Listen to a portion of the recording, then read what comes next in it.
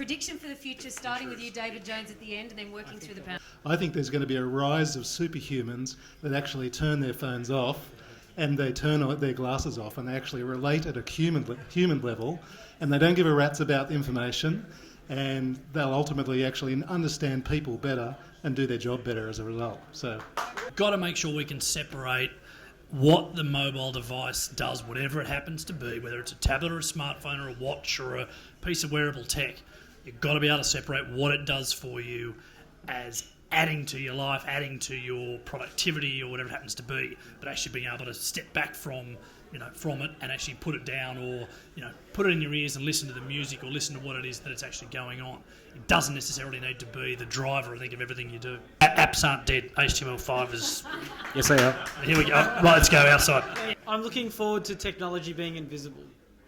I want ubiquity, and I want to be able to know things, see things, but also I wish I had the video footage of when I was running around as a 21-year-old with friends. So I think that's where the guys that are in their early teens now are going to absolutely benefit from being able to have their entire life captured, but being able to control that environment, being able to have that complete understanding of how... The problem is we're all digital tourists at the end of the day, even if the millennials are still digital tourists. The guys that are in 13 years old, 12 years old now, they're the natives, and they understand how to protect themselves. They will, because it'll become innate. And that's what I think the next step is. I think in 5 years' time, desktop will be dead in everywhere but the enterprise.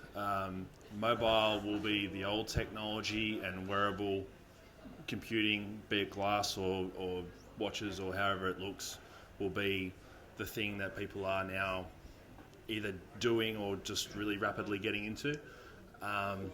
From a security perspective, I think there'll be a major breach that affects people that stems from a poorly written mobile app or a back end over the next 12 months or so, at which point we'll get really busy and the industry will have its own shit moment. I think that mobile will continue to enhance our lives. I think there will be a point of a collective drop-off. I like whether it's the reliance people have upon that communication. I think it's going to have a really interesting psychological effect upon society. I think kids, you already see it, that their ability to absorb omniscient information is just absolutely insane. I actually think that mobile is completely changing the psychology of the next generation. I mean, that's its impact. And ultimately, it's going to become the number one form of media consumption. It's rising exponentially day by day. I think mobile will, whether it's wearable or whatever, eventually I believe it will replace televisions. It'll be personalised and you can just get it on demand. Parting message is there will be no industry, no sector, no part of society that is not convulsing to adapt to what mobiles are doing. And just on a positive note, the other thing your mobile's going to do for you in about 5 to 10 years is there's a technology emerging where basically all the cars will have little radio beacons in them, so all the other cars know where they are, but it's not just cars. That beacon in the phone is actually your life preserver. So if you walk across the road with a little radio beacon in the phone, the cars are equipped properly, will slam on the brakes and not run into you, okay? And the other ones are robot cars, so that's all right. But that's the sort of stuff. So it's basically your guardian angel. Round of applause for the panel for turning